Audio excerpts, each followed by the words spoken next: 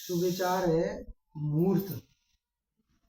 मूर्त ईश्वर की रची सृष्टि किसी भी मूर्त पर नहीं टिकी है, क्योंकि जन्म मरण का कभी कोई मुहूर्त नहीं निकाला जाता है।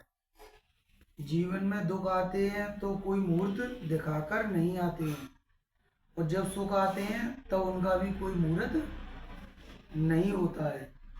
सूर्य का उदय होना और सूर्य का अस्त होना किसी मुहूर्त का मोहताज नहीं है। जब समय सही होता है तो हर रोज शुभ मुहूर्त होता है, और जब समय खराब होता है तो कितने कछु कराते रहो और हर रोज कुछ भी कराते रहो, तब भी शुभ मुहूर्त भी अशुभ मुहूर्त में बदल जाते हैं। क्योंकि अब इसका उदाहरण भी है। देखो उदाहरण क्या है। क्योंकि जब राजा दशरथ ने राम को राजा बनाने के लिए सारे शुभ मुहूर्त निकलवाए, सारे पंडित गुरु वशिष्ठों से शुभ मुहूर्त सुधवाए, फिर भी राम अयोध्या से वनवास को पाए। सारे मुहूर्त फेल कर दिए जब कैकेयी ने रार के बीज बो दिए, अपने ही पति को स्वर्गवासी बनाया और राम को अयोध्या से वनवास दिलाया। मंत्रा ने स्वार्थ का मंत्र फूंक दिया। मंत्रा ने क्या किया? अपने ही स्वार्थ का मंत्र फूंक दिया और कैकेयी के मन में रार का बीज बो दिया। सारे मुहूर्त फेल कर दिए। वही कैकेयी चंडिका बनकर उसने पूरी अयोध्या को शमशान बना दिया। पर अब इसमें राम का स्वभाव देखो कितना सुंदर है। पर राम सह गए अपनों की खातिर, क्योंकि कैकेयी उनकी माँ है। और राम सह गए अपनों की खातिर क्योंकि कैकेयी उनकी माँ है। उनको लगा कि अभी समय खराब चल रहा है। भाई उनको लगा कि जो सब अयोध्या में प्रपंच चल रहा है इस तरीके का, तो समय खराब चल रहा है। वही जैसे घर में कोई दिक्कत होती है तो आदमी समझता है समय खराब चल रहा है, तो समय खराब चल रहा हो तो सह जाओ।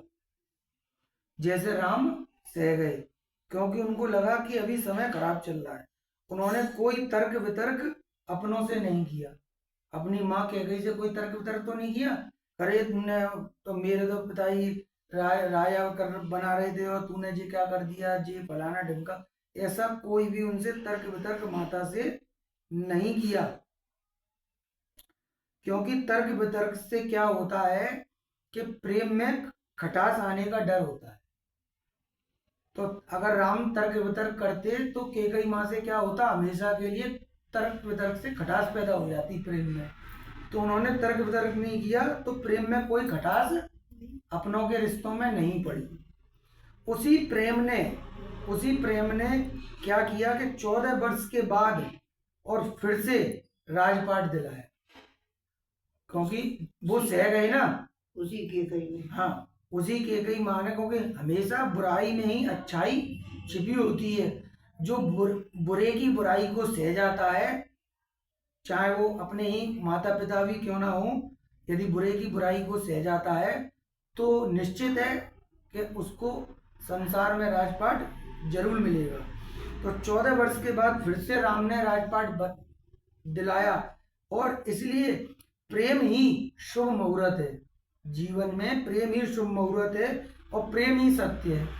तो इसलिए परिवार में आपस में जो सह जाता है उसको सब कुछ प्राप्त हो जाता है समय के अनुसार।